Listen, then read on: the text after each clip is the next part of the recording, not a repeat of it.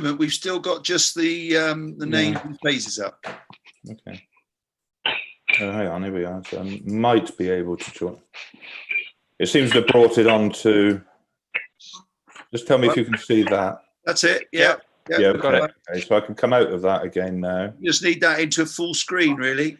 Yeah. No, that's fine. Yeah. I just wanted to make sure I could do it first. Oh, it's gone again now. All right. If you bring it up, Rob, we can have that, because my introduction won't be very long before we welcome you on board. So. Okay. Just, is that your screensaver? Yeah. Very good. That's your island. That's my. I wish. Is that where you live? Is it, Rob? I wish. Be nice and quiet if I did. It's a bit cut off, isn't it? Well, can you see that? Yeah, that's correct. Okay, that's good. So how do I go back to? Okay, so leave it there. We'll just do a brief introduction in a minute, and we'll get you in. Okay, that's fine. Okay. How are you, Martin?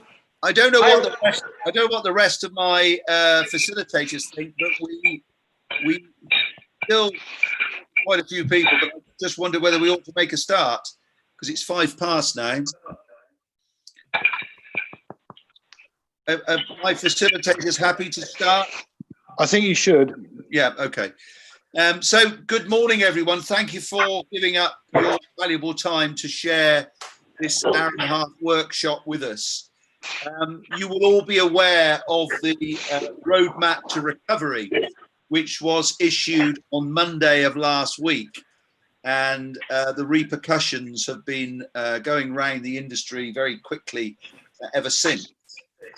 Within Constructing Excellence, we believed it was important to align the roadmap to recovery to the construction client commitments best practice guide, because we thought this was a real opportunity to ensure that the client commitments aligned to the, if you like, most appropriate document that's currently in play with the construction industry. So the first thing we did, we went back to our good friend Rob Knight of Igloo Regeneration. Rob was chair of the Construction Clients Group at the time they were last revised in 2015. And I'm delighted to say that Rob is going to be giving a short overview of the background to those commitments. We're also going to be joined by Stuart from Bays, who's going to give us an indication as to the roadmap to recovery. But then, most importantly, we're going to put you all into breakout groups. I hope you've done some background work, some homework ahead of this workshop, and that you'll be able to participate. We've got a facilitator in each of the 6 groups. I won't go through them in detail because Rob's going to do that, but I'll be leading a workshop on design quality. Melissa, one on commitment to people.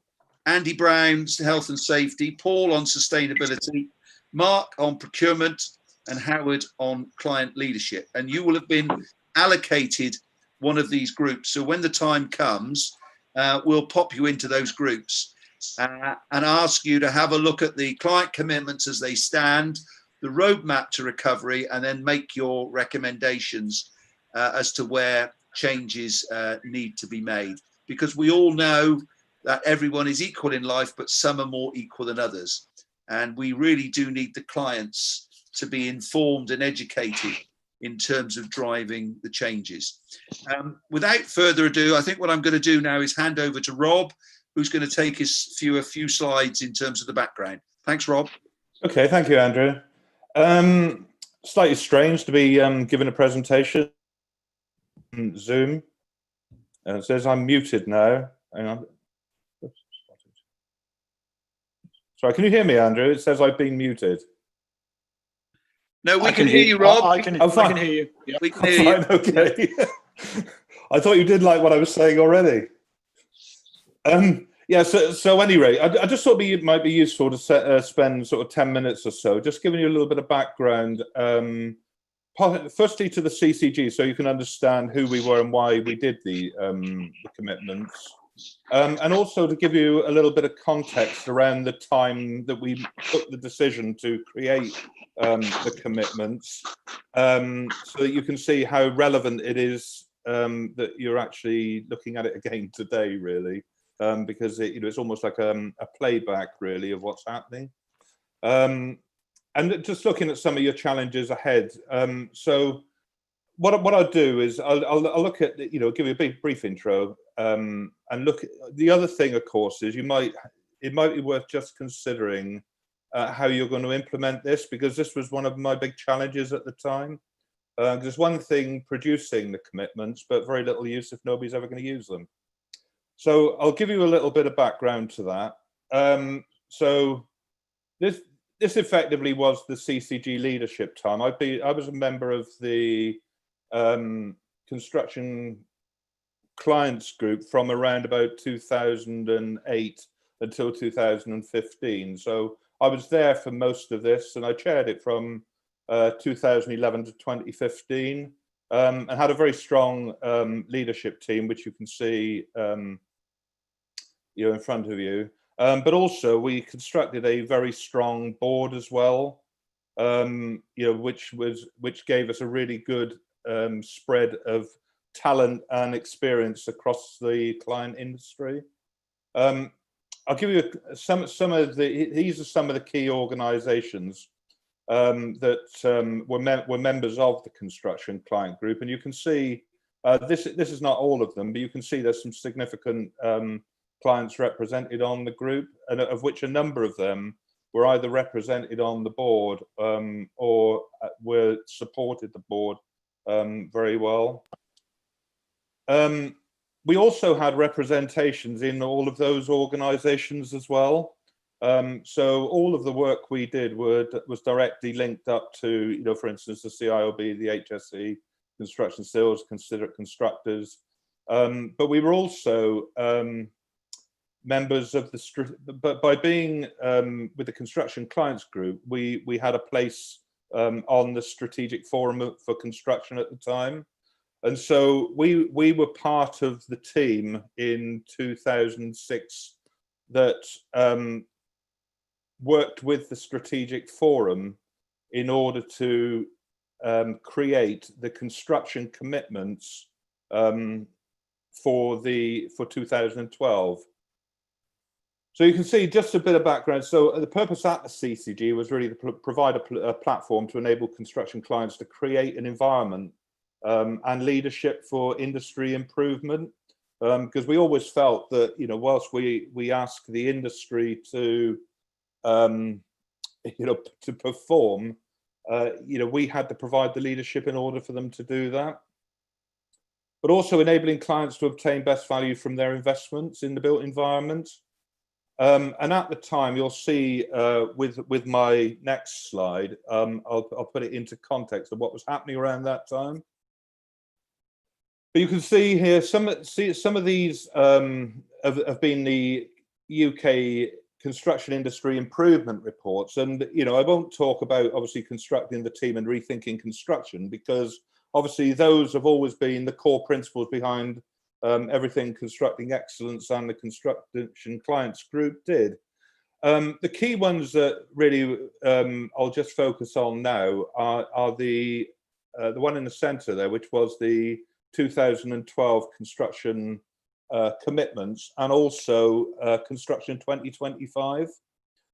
Now, initially, the purpose of the construction commitments was to try and, which were produced in 2006, were to try and provide some focus on mainly the Olympic Games in 2012, but also it was very relevant to everyone else. But it was very much aimed at the construction industry in order for them to drive the key principles.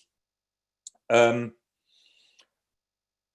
in circa 2012, 2013, the government was starting to look at the construction strategy for 2025, which was when we felt at the Construction Clients Group that whilst this existed for the industry, there was very little in the way of guidance for clients at the time. And so what we went about doing was to, I'll just talk a bit about the thinking at the time, because I think it's relevant now. So we felt strongly that there should be a set of construction clients' commitments which reflected, the construction commitments at the time. So it wasn't about going away and recreating all of the headlines or anything. It was really putting the flesh on the bones of what existed. But key to this was the implementation. So what we did at the same time as producing the client's commitments, I set about with the group establishing a client umbrella group, because what I felt was that whilst we had a representation with the CCG, we needed to somehow get to 80% of construction client spend within the industry. And the only way we were going to do that effectively was to form an umbrella group with other client procuring bodies. So I had a number of meetings with you can see the group there, the British Property Federation, the Government Construction Board, Infrastructure UK Client Group, the Local Government Association, and a number of retail clients. And whilst that didn't capture all of the clients, if we could get all of those to commit to implementation of the client's commitments, then at least we were singing off the same hymn sheet when we were procuring the industry, because there's no little point if sort of only 20% of the industry is doing something. So we also were represented within the Construction Leadership Council. So, we worked alongside them to produce this, and we, as I said before, we sat in the strategic forum. So having then pulled together this umbrella group, we had the commitment then that what we produced would be rolled out significantly. So we then went about in producing the client's commitments, as you'll have all seen. But again, so sorry, my phone's ringing. What we did was we didn't seek to change the key principles, as I said before, but we stuck with them. But what we seek to do was to turn them into a client guide. So if you go through each of the key points, you'll see that what we focused on is what does each principle include? What are the benefits to you as a client? How do you do it? Challenges for your supply chain partners, the steps that you should take, and also where you could get further guidance and advice. Now, again, to us, it wasn't about putting out the commitments and letting everybody run away, because we recognize that within the client world, there are regular clients and there are irregular clients. Some are very informed, some are less informed. So this was about using the experience-informed clients to help out the clients which were less informed and were probably procuring either for the first time or had less experience in doing so. So alongside it, you'll see here is we had an action plan which was effectively how to implement these amongst the your supply chains, how to measure performance, checking behaviours on the projects, auditing yourself, and then you're looking at performance improvements throughout. And we at the CCG would help with that at each stage if somebody needed it. So we then set about producing obviously the client commitments, and you can see here, I won't go through every point, but the key one to us was clearly client leadership. And we sort of fleshed out the things that we needed to consider at the time. So things like leading by example, understanding value is important, engaging competent people, and creating the environment, because we were in control of that.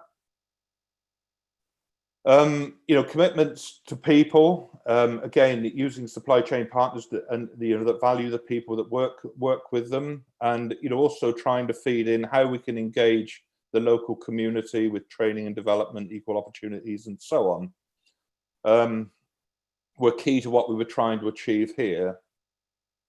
Design quality, we were looking to encourage clients to select designers on ability and quality, not lowest fee, and also to focus on whole life value, performance requirements, standardization, prefabrication, offsite manufacture, and modern logistics principles. So again, all very relevant to today. Procurement and integration, picture for you there, Melissa. You'll recognize that one. What we were focused on procurement was transparent decision making, using fair payment policies, trying to set up non-confrontational mechanisms to manage out disputes, fair employment practices, all the things basically that we as clients are in control of. So there's nothing in these guides that we weren't in control of and we couldn't influence in some way. So sustainability, and again, these were the key themes that fed into the commitments. So again, looking at employment training, local community engagement, enhancing local environments, and so on. Terminology has changed. Like nowadays, there's it's more referred to as social value and so on. So again, one of the themes you might look at. But you can see there, all of those things were things that we could control. And health and safety was about making sure that the projects were set up in a particular way. Making sure that you had you set up the project and the resources that were necessary in order to provide a proper well-run site. So those were the 6 commitments. But what we did, and so I've explained how we rolled them out. But there was a particularly good example at the time of how an organisation had taken these client commitments very, very seriously, as we found out later, and used them in order to inform their delivery strategy for the whole of their estate. That was Imperial College London, and so they understand that they had a huge estate, effectively, that were a number of things. So what they did is, as their starting point, is they took the construction clients' commitments, and basically amongst the team there, they put in champions for each of the themes, and you can see. Again, you can see on the bottom left of the screen there, you can see they'd actually taken out each of the themes and put a team between them to analyze what the commitments actually meant to them as a business at Imperial College London, and how they needed to flex them and how they needed to work with them. So we completely got that people wouldn't follow them absolutely, but utilize them in the way that suited their business. And as such, then you can see that this was one of 20 pages on the right. This was their action plan that came directly out of the client commitments, and they were happily implementing this one, very successfly on the scheme. And they, one day I had a strategy workshop for the board, and Imperial College were very proud to. Tell us how they'd gone about this and how it had worked for them. But we also saw other organisations like the HCA, for instance, adopted it in parts. And I've been on the receiving end of questionnaires from organisations where they've asked us about our commitment, our approach to the client commitments as well, which has been very helpful over the years. So at least it shows that people are using them. So I suppose that takes us up to where we are now, and you can see that there are a number of parallels with where we were before. So before we were focusing on construction strategy 2025. Now we're actually trying to reboot the construction industry again, and it's similar challenges. So I had a look through the commitments before this call today, and it's really interesting how many of them are absolutely valid today. But some of the terminology has changed. And so I just sort of very quickly plucked out some of the terminology under some of the headings, for instance. So, for instance, in today's world, we hear a lot more about social value, net zero carbon. And I've put there, and we hear very little about upfront carbon. It seems to, all the focus seems to be on carbon in use. But obviously the construction industry plays a massive part in the carbon that goes into the materials, and also constructing the schemes in the first place is how the industry can deal with that. Soft landings was always a good idea, but rarely talked about, and how you use energy in use. Also the circular economy. Looking at how materials are designed into buildings and how they can be reused at the end of the building's life. So those were just some of the ideas. Within design quality, we did have a number of references to off-site modern methods, but they seem to be gaining traction at the moment, which is absolutely appropriate. And health and safety, the themes that we're hearing now are themes around mental well-being, which we picked up well-being before, but it may need to be more focused. And also we've seen improvements in fire regs and the way we approach things through the tragedy at Grenfell. So, those are some of the more, if you like, more up-to-date themes that you might wish to consider. So that's all I've got for now, but hopefully that's given you an idea of how and why we went about it and how we implemented it at the time. Rob, thank you very much. Would Okay. you mind unsharing your screen? That's fantastic. Is that right? Now I'm going. We've got Stuart to welcome from Bays, Stuart Young. If I could ask John to bring there is the presentation, as if by magic. Stuart, are you with us? Are you unmuted? I'm unmuted, and hopefully you can all hear me. Well, I can hear you loud and clear, which I hope everyone else can. So without further ado, ladies and gentlemen, I'm delighted that Stuart Young is able to join us from Bays. He's very kindly agreed to take us through a few slides with regard to the roadmap to recovery.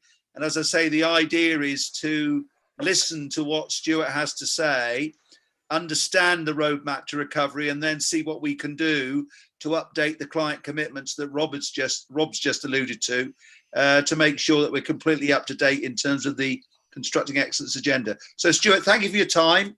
The floor is yours. Thank you, and thank you, Andrew, for the invitation. I hope this has helped a colleague. So, just to kind of give some brief context, I am based in the construction unit at Bays and leading the stakeholder engagement and management. So, at the moment, working very intensively on COVID responsiveness, working across government with IPA, Treasury, Cabinet Office, Number 10, all the key departments, plus also part of the construction industry task force daily calls that have produced the roadmap to recovery. So thanks for your time, and apologies, I can't even shortly. I've got to go off to a call just before 12 with the Treasury, so apologies for that. So just to kind of take you through this, so this is a presentation, as I say, that was produced by the Construction Leadership Council. So apologies if you can hear a couple of puppies in the background. It's my dogs who seem to be taking it their moment to bark. So if we move on to slide 2. So basically, this is just kind of setting out a summary of what the recovery plan is. So just to be clear on this, it was a set of industry proposals to government, which the government welcomed, and obviously we was involved in kind of shaping it as well. It was not government policy, and we're now working in conjunction with industry, the task force, and government departments in terms of taking the various proposals in plan forward. So you'll see there's 3 particular phases to the plan. It's around restart, reset, reinvent. So if we just go on to the next slide, slide 3. Thank you. This is just basically setting out the outcomes and benefits to the slide. I don't propose probably to go through those in detail, but obviously happy to circulate the presentation after the meeting. Just go on to next slide. This is about embedding the CLC objectives in the recovery plan. So I'll come on to this a bit later, but the membership of the task force was comprised primarily from membership of the CLC.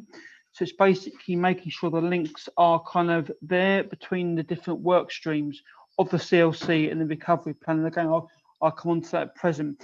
But the ones you see there below in terms of skills, procurement, building safety, net zero, innovation, fair practices, they are the kind of existing work streams that have come through the CLC.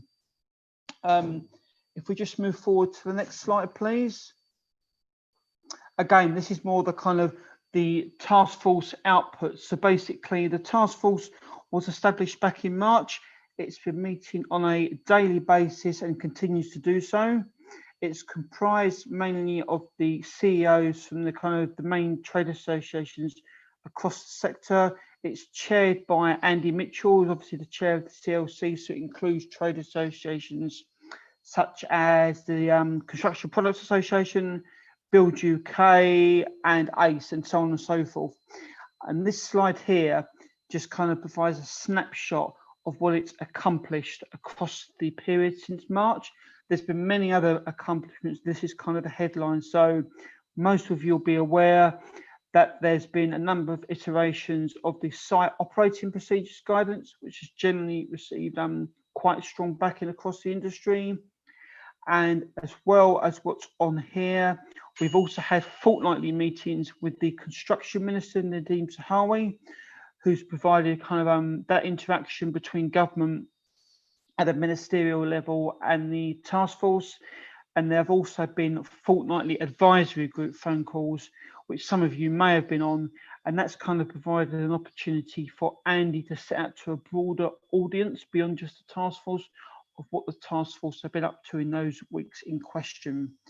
And obviously that slide also kind of captures the loan finance. So we know that a lot of the sector have also used and accessed the the job retention scheme and other schemes in place. And you will have seen the announcements recently around those and the extension in particular to the job retention scheme until the end of October. And obviously other announcements like reverse charge VAT. If we just move on to the next slide, please. So again, this just captures the kind of the 3-stage of the industry recovery plan: restart, reset, reinvent. And what we've chosen to do there is to kind of focus that quite tightly on what we can do over the next kind of 2 years. This plan is a 2-year document, recognizing that there's not much point trying to achieve everything. If you try and do everything, you'll probably end up achieving not a lot. So we're trying to focus it on what the key things we can add value to and what the key issues the actual industry needs in terms of kind of returning to a new world post-COVID, with a general recognition that we won't be going back to kind of what was the situation before COVID came along. It's a general kind of recognition that the industry probably won't be back up to normal business levels for quite a period of time. So how can we kind of support that? Just move on to the next slide. So in terms of taking this plan forward, these are the 4 working groups being set up. So there is a working around infrastructure, housing, domestic RMI, lead, social and commercial construction, and the remit of those individual groups are set up in that slide. It's quite kind of, we've been quite clear that industry should lead this. So you'll see that each of the working groups is led by an industry body, industry trade association. There is a government or will be a government representative on each of the groups, and not necessarily always be led by that lead government department by bay. So for example, I am on the infrastructure group and also on the local social and commercial construction group, but clearly the lead department for infrastructure would be the IPA. Those groups are in the process of being established. Some have already started. So the local social and commercial construction group has already started, and I believe the housing group has its first meeting on Friday. If you have an interest in being involved in those groups, if you know the kind of if you have the contact details of the lead organisations, please feel free to contact those directly if you don't have their contact numbers or stroke email addresses, happy for you to kind of, through Andrew, push an email through to me, and I can put you in contact with the relevant people who are chairing those groups.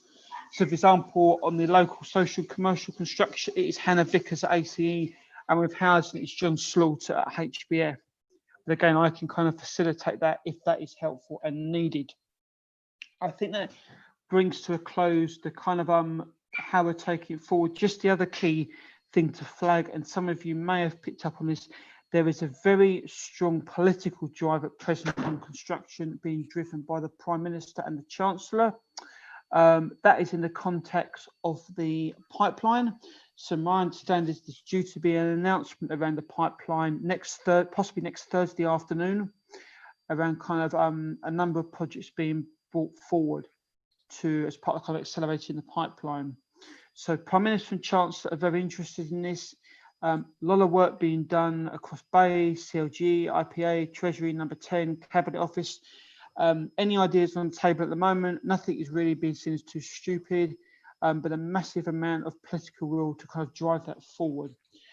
So I appreciate it was a real gallop going through it. Hopefully that's been helpful, and obviously I'm happy to kind of take questions. What I would caveat that with is I may not know all the answers, but if Andrew or Collins can record them, we can take them back and try and get answers to them. Stuart, we are recording this session. I hope you don't mind. I should have pointed that out at the start, so apologies. But before you head off to the Treasury, I would like to open up the opportunity for anyone on board today to ask a question of you. If you could raise your hand, or maybe Howard, have we got the facility in the chat box or the Q&A? I think engage John on that. We have chat box capability. John, have we got? Yep. Yeah, no, absolutely. People can use the chat pane or put their hand up, whatever's If good. anyone's got any questions, only Stuart's got to skate off to the Treasury any minute now. Okay. Question from Tim then. Okay, please do. Yep. Can we bring Tim in? So people just have to unmute themselves and then they can speak. Okay, Tim. Sorry, was that me, Andrew? I was putting in broken signal line. Yeah. So Tim James from South West Business Council. Three very quick ones. Thank you, Stuart. Really helpful. The announcement next Thursday from the PM and the Chancellor is predicted to include some revisions to the planning policy and delivery.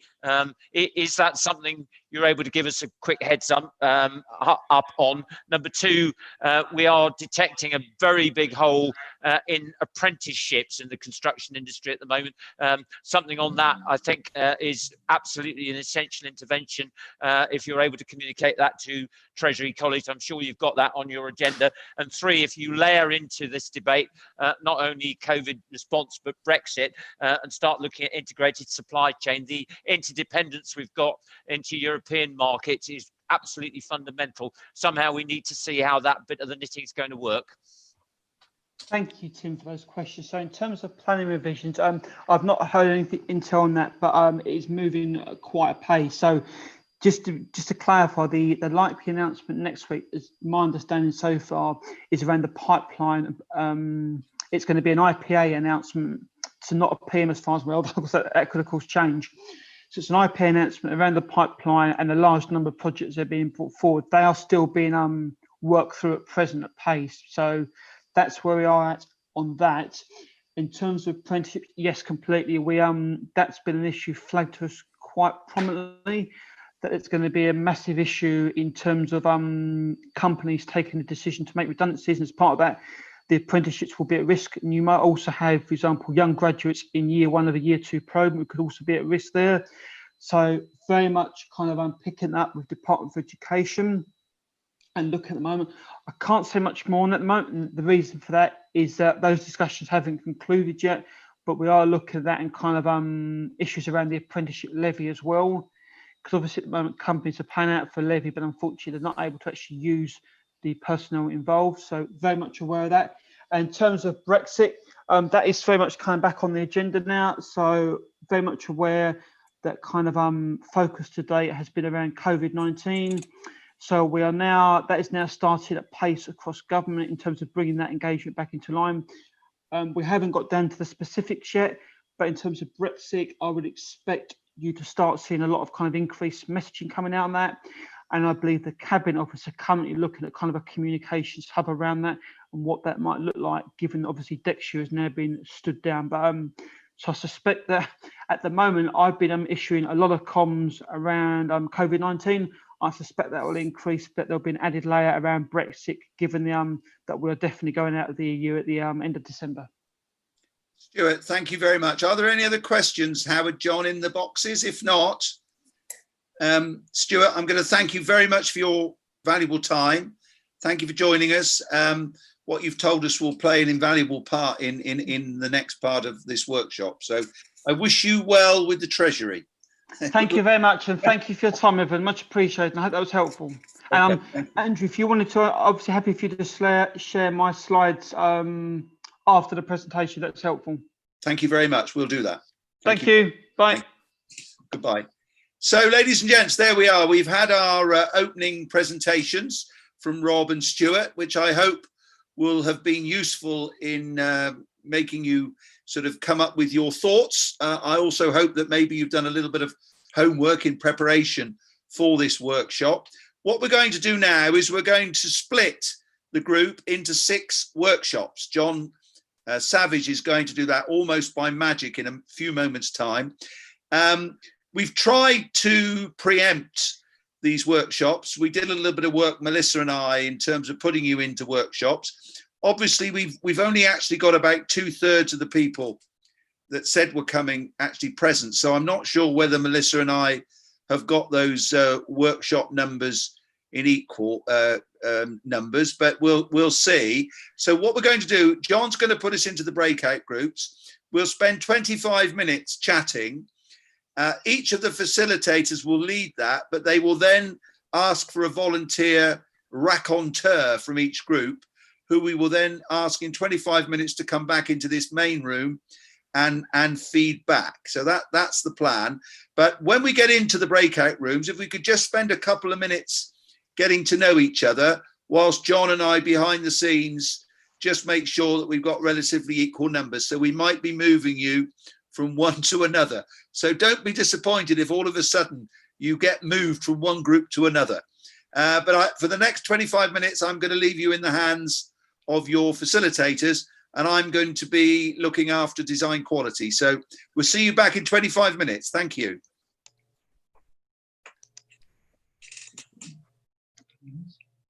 Over to you, John. Great. Thanks very much, everybody. So we will just put people into their rooms. So just everyone grab themselves a cup of tea and get himself, and just emphasize what Andrew said there about, the faintest scribble is worth more than the sharpest memory. So make sure you make some good notes in your respective rooms, and then we'll get you going into your rooms. Just give us a few moments. Be ready.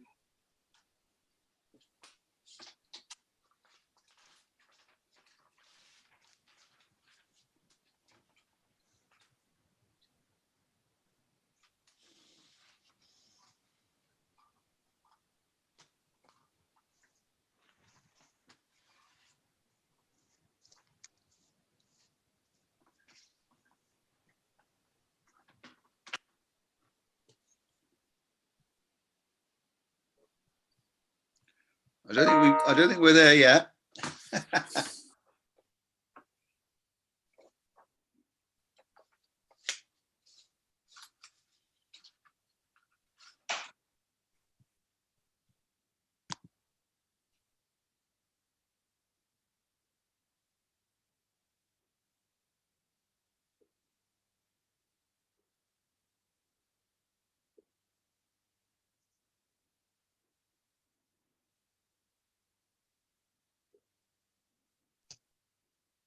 So at the moment, people are gradually going off to their respective rooms.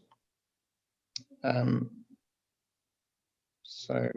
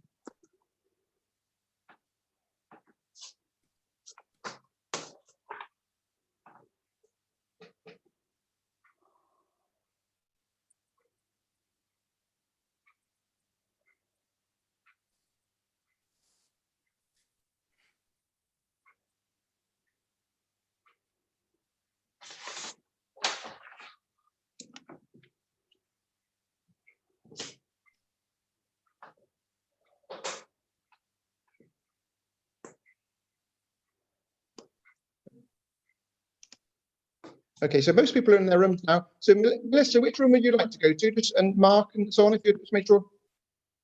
Can you put both my feeds into procurement, please? Sure, yeah, yeah. Both of you into procurement. Put you in your digital twin into procurement. Yeah. And Melissa, you were going to go to. Oh, you just unmute. Just need to unmute you.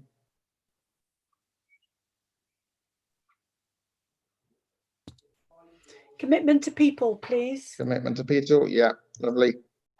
Kevin, where would you like me to put you?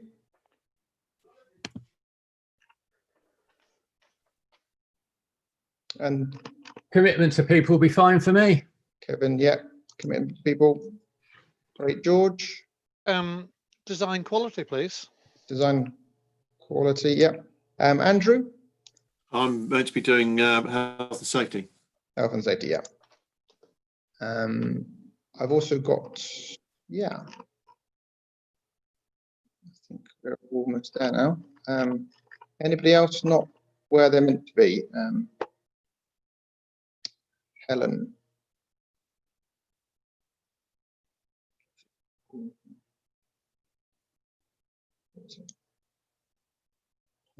Oh, Helen. Is that only Helen left? Hi, Helen.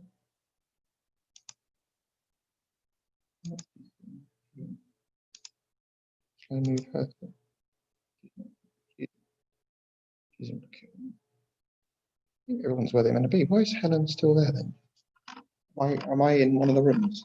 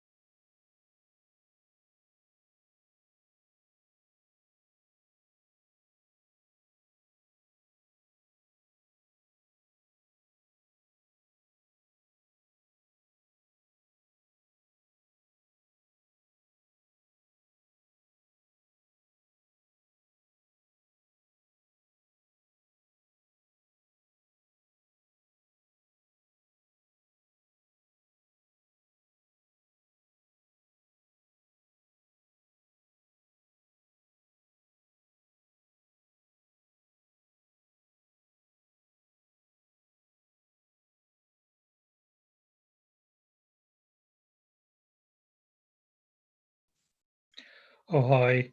My apologies. I've joined late, I had problems, so I missed the first bit. So I deal with facilities management, so I'm happy to go into whatever you think's appropriate. No problem at all. Yeah, let's so I think there's where the rooms are quite small at the moment is within because there's a lot of people in procurement and design quality. Health and safety and sustainability are quite low. I don't know if any of those jump out to you. Yeah, that's fine. I mean, I was interested in obviously from the building and cleaning and stuff, contracts like that, you see. So Sure. if, as I say, I missed the first bit, so I'm happy to, where you think that sort of area is more appropriate, happy to benefit from that, yeah? Yeah, no, sure. Okay, let's do that. And are you what organisation are you from? Rugby Borough Council. Rugby, yeah, brilliant. So you got a choice really of either health and safety or sustainability. Either of those are good. So yeah, health and safety is fine if that's great. Yeah. All right then. Thanks very much, and good to have you with us. No, appreciate it.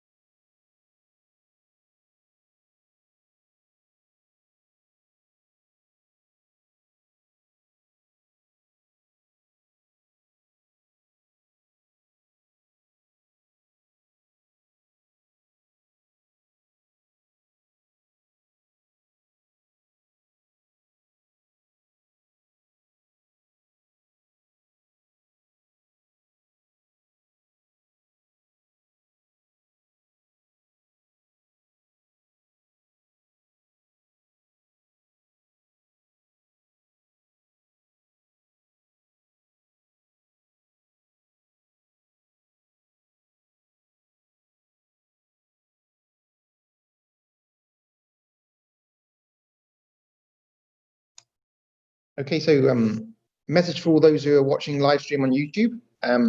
Everyone's beavering away in their respective breakout rooms, but in 3 minutes they'll be coming back again, and you'll be able to see them be back on their respective.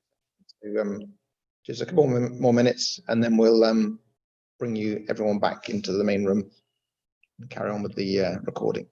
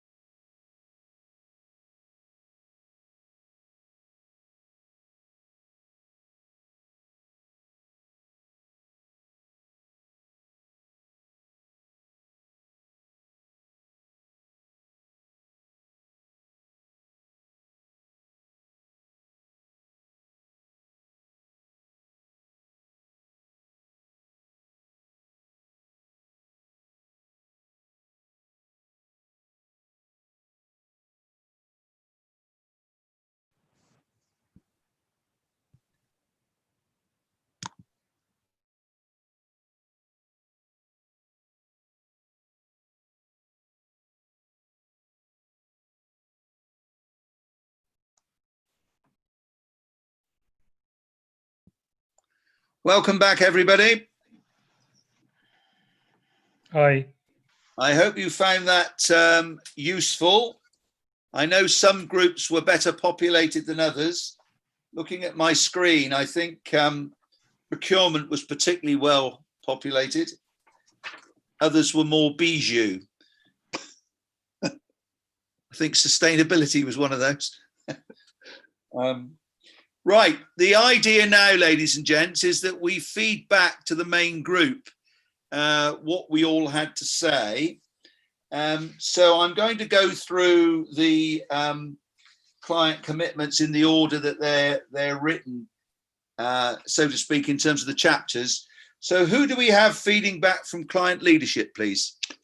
I'm afraid you've got me. I know it's not right, but Okay. because we were so bijou, we had sort of people who were not greatly prepared or necessarily clients, if you like, from that point of view. Okay. What we felt is that there were certain things that could be looked at in light of the recovery plan, and that the sort of three sort of things like restart, reset, reinvent are actually, from a client perspective, quite interlinked. You shouldn't just look at them at 1 to 3, 0 to 12, and that sort of thing. So looking at that, we then looked at the things that were in the client guide and thought what we should change. We thought that it would be a good idea to look at moving towards a mission rather than a vision that included everyone that was actually involved in the collaboration of delivering of a project. We thought this might involve a bit more risk taking by the client, and therefore the client should look to be a risk taker. It should look from the client at the top of the supply chain to actually be responsible for leading change. And then we came down to look at specifics, and we thought that more contracting should be looked at on the basis of time, costs, and quality, and that perhaps things like a no blame clause should be put into contracts so that in terms of the whole of the chain, they solve their problems together to decrease non-value added costs. And that perhaps the step should be to move away from tendering to work on a preferred partner basis. Now, it's not applicable to all, but they should be maybe a move towards DMFA progressively. This might take many years, but this design for manufacturing assembly could well come in as we look with more prefabricated housing. So I think that sort of sums up what we talked about. Okay, and this is all being recorded, isn't it? So we've got notes. I've got it. I've got notes of it. Yeah. Okay. So could we turn then to procurement and integration? Who's the raconteur for that, please? Yeah, it's me, Andrew, to Tim Jones, brilliantly facilitated by Mark, of course. We had a very lively but fairly diverse discussion, ran out of time very quickly, so inevitably, because it was such an intelligent group. We talked about the need for UK-wide integration, so to make sure that there was a seamless agenda across the devolved assemblies. So just to mark cards on that. We looked at what best practice might look like, and we were very mindful of the fact that there's been some spectacular delivery through NHS contracts recently. How's that been achieved? Was that just because the Spirit needed to capture the moment for some very immediate procurement delivery models? I think we were persuaded that the local government procurement model has been sufficiently adjusted, and that a lot of the rule books were thrown away, frameworks were superseded, and the use of local contractors achieved spectacular delivery levels, and that introduces a theme which we'll come back to in a second about the importance of local integrated supply chains and how that can cut through a lot of the bureaucratic processes. We talked a bit about behaviours and cultures and capturing this great spirit. How do we put that in a bottle and rekindle the spirit of let's just get it done? We talked about the learner interface in some detail, grave concerns which I'd raised about young people accessing this market. How do we make construction an attractive industry for the future? The fragility of apprenticeships. Are our FE colleges and the private training providers doing enough? And looking at the predictions around the hole that we might experience in relevant skills. It's not just at a practical level where there's some gaps anticipated in the 18 to 30-year-olds, but looking at the experience, invariably management experience of the 55 to 65 cohort, and many of those experiences are going to be lost. So we need to look at it at a bottom-up and top-down process to make sure that we are addressing that skills gap. And then the final bit that we looked at was a very philosophical discussion around tearing down brick walls, very apposite, of course, brick and construction, etc. I won't go there. But do we need a new model in terms of how we tackle that? Still the view that there's far too much hierarchy built into the model between the client, tier 1, tier 2, tier 3, etc. How does that message dissipate when you go down that chain? How do we get teams coming together much more quickly? And then the final comment, sorry, Andrew, gone on too long. Alliancing across the tiers might achieve much greater levels of collaboration. Team, I hope I've captured everything you said there. If I failed, I apologise. You can shoot our facilitator. Thank you, Tim. Could we have the raconteur for the Commitment to People group, please? Commitment to People? It's me. It's me. Okay. We were Bijou. There were 3 of us, so I wasn't going to put Catherine and Nick up in front of you all. A lot of what's been said already came through our commitment to people, and I'm just picking up this. These. I know we've got these key issues, these key points, but there feels like a thread coming all the way through this, and that thread is clearly greater collaboration in order for this to work. And you just used a term, alliancing, Tim, and that's what came up in our discussion as well as a potential for a way forward. But just looking at commitment to people and the sort of things we felt were included in that was what was raised was that the new building regs are going to require a greater concentration on designers, and that's going to have an impact on that client and delivery team relationship, and those changes, it's expected, will cascade down through the supply chain. So we're going to need extended project and lead times. And so in order to work in this way, you've got to have a much better relationship with the clients. So collaboration is going to have to become the norm, particularly on smaller projects, that whole NEC approach. More needs to be done to help clients to understand the benefits of working in this way and what they're going to get from it. And that's where alliancing came in. Some clients still haven't invested enough in BIM and the whole digital world, which would again improve that relationship and improve the outcomes for everybody. We talked a bit about the community benefits we've got in Wales. We have Catherine working in England and Nick, who's a Wrexham local authority. So understands the community benefits, and we think that more could be done, certainly to encourage what happens in Wales more in England, but our own community benefits need boosting a bit more.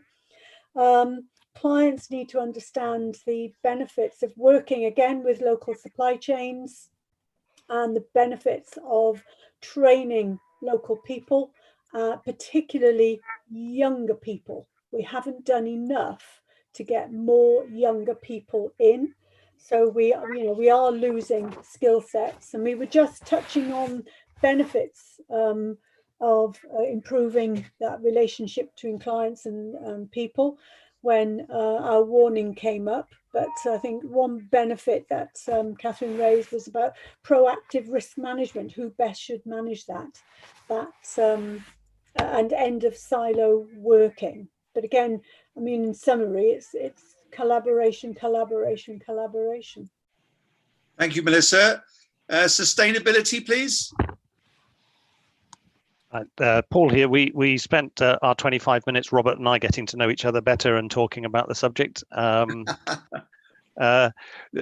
There's some of the terminology, as I think Robert mentioned right at the beginning, is changing. Social value, net zero greenhouse gases, not just net zero carbon. We've obviously got the climate emergency.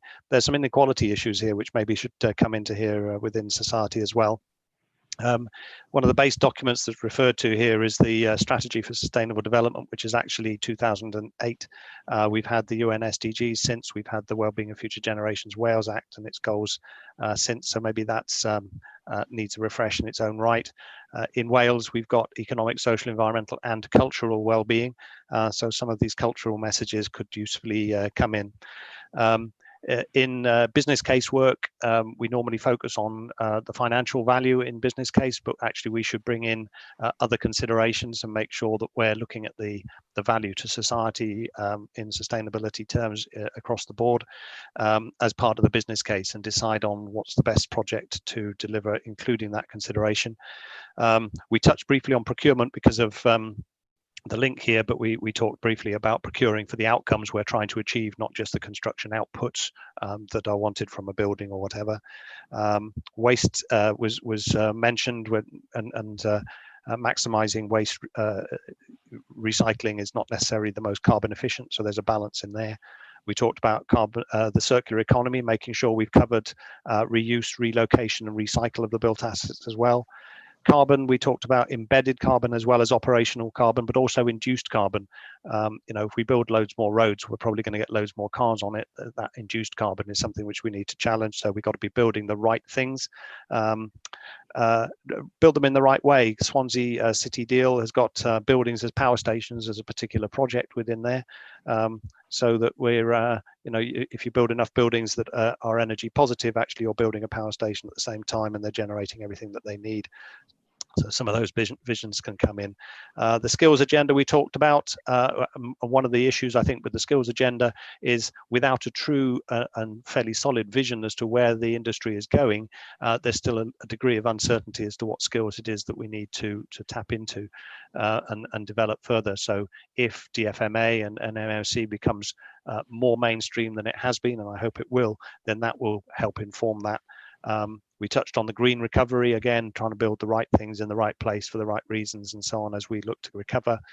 The natural environment, yes, we need to invest in that, but not just because for biodiversity, for carbon sequestration, for flood risk management by planting within the catchments and so on. Community benefits, we touched on briefly, Melissa's done that. Well-being focus in design, we touched on that, but also things like BREEAM, where we sort of set a target and then all we do is try and achieve that target. There's nothing incentivized within that to try and thrash the pants off that target and achieve something even more. Thank you, Paul. Thank you, Rob. Design quality, Jonathan, thank you. If you unmute yourself. Hi all. Thanks, Andrew. We were a small group as well. I think there were 3 or 4 of us. 4, yeah. And we kicked off partly discussing the modern methods of construction debate and BIM and decarbonisation agenda and how that can assist in rebuilding the market. Also, that is primarily being discussed at the moment as an antiviral kind of issue, the modern methods of construction, and that was a discussion point that went on to look at the client commitments paper in the design quality section. We reviewed the headline, which is about creative, functional and sustainable, and is that the sort of right terminology today? And I brought up the 18th century, I think it was, description of firmness, commodity and delight, which still works really, that the 3 aspects to design that create something that is both functional and beautiful and works for the future and today. The how we do it question came about, and taking forward design as an agenda item is something that's often, I think, missed at the moment. There certainly haven't been very many design-led competitions we discussed towards the end of the discussion. The London Garden Bridge was the last big one that I can remember being discussed, which perhaps didn't end well. But it's not a debate that happens that much in the market at the moment. It tends to be, how do we get something built? We were discussing the change in technology. The BIM cave came up as a point of discussion, which is, I think, also the same as digital twins, and the advantage for clients in driving that agenda forward so that they can see what they're getting beforehand and embed the design quality in it at the right time, rather than in the construction stage, so that early aspirations are met. We talked about the process of testing. I think, again, that's in, I've got the design quality page up of the client commitments here, which is talked about third-party design reviews, which is something that happens in the NHS in Wales, where I am, at sort of beginning, middle and end of projects, and tests the projects commitments to design, both pre-construction and after construction. From a personal knowledge, the early stage one is the one that gets a lot of value into projects, and often it gets missed in developing designs. And I think something that occurred to me sort of as we were finishing off really was about the program. The digital twin BIM development requires, has a big advantage of building a building before you build it, but it needs the time and design to do it. And certainly I remember when I was starting off as a young architect in the industry that programs used to be horizontal. Remember that A3s used to be horizontal in programs, and now they're vertical. And design gets, or the stage at which you put together your brief is a very short one, and gets merged imperceptibly into the construction debate, and then gets lost.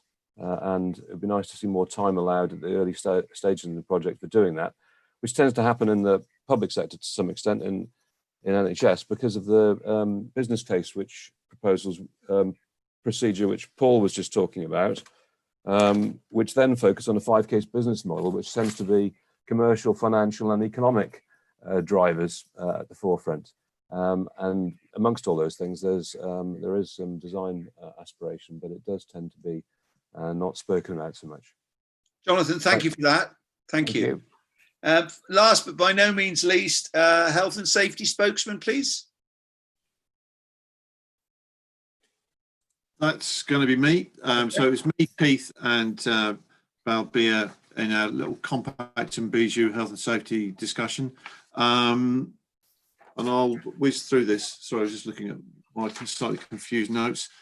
Basically, it's okay as a section, but it focuses far too much on slip, trips, and falls, and not enough. Although, whilst it mentions occupational health, there's nowhere near enough stuff in there about well-being in its broader sense, particularly around mental health and even financial well-being and the different anxieties and stress that have been highlighted, particularly because of COVID-19, but just generally things that are discussed much more than they have been since the document was put together 5 or 6 years ago. So that needs updating.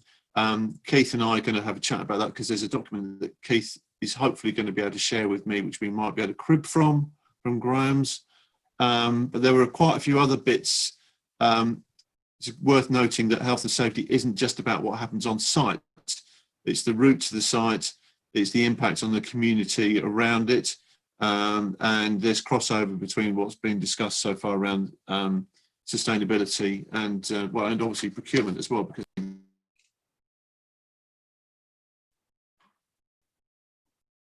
have we lost you, Andrew? Andrew? Sorry, yeah. How much have you not heard? Just the last few seconds. Okay, so sorry, I don't know what happened there. So there's some things around CDM updates need to be covered off if we did a review. There's lots of things around construction logistic programs. Construction logistic planning. So TfL have pushed through things like clocks and fours. That's not in the health and safety commitment, and that needs to be included. And we need to apply the lessons learned because of the last 3-4 months with the virus as well. Okay, thank you, Andrew, very much. Okay. Ladies and gents, thank you very much for your input. I hope you found the last hour and a half useful and worthwhile. Let me tell you what we intend to do. We're going to take these notes back in-house as CE Wales, CE Midlands and CE Southwest, share it with the national organisation and decide where we go from here. What we will do initially is share the 2 presentations. Thank you to you, Rob, for your involvement, both historically and today. Stuart in his absence, thank you to him for giving up his valuable time. Where this goes from here, if I'm honest, I'm not sure. We've got to analyse the information that we've received and decide then what we do with it. But the aim is to produce a revised version of the construction client's best practice guide. So are there any comments or questions before I thank everybody and wish you a good day? I'd like to thank Howard and John for hosting. I'd like to thank the facilitators for their part in this morning, which I'm hopeful you all found of interest and of value. So I don't think I've got any. John, can you see any comments or questions? So some comments. A great comment from Andrew about the currency that we use to define success. Yeah. Very good comment. So look at that in the chat, ping people. Okay. No other questions as such. Okay. Well, thank you, John. Thank you, everyone else. I wish you a good day. I'm going on to my next online conference. See you all. Thank you. Thank you. Cheers, guys. Thank you. Yeah. Bye-bye. Thank you, everybody. Thanks very much. Bye-bye. Thank you. Bye. Bye.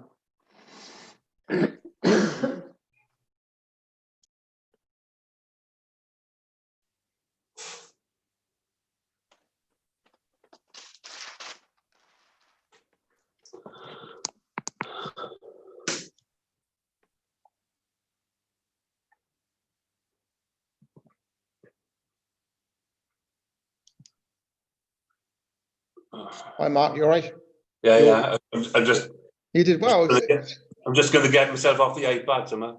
That's fine. Yeah. Are you you had two cameras on, Mike, Mark, didn't you, for a while? I had 2 panels. You had two logins.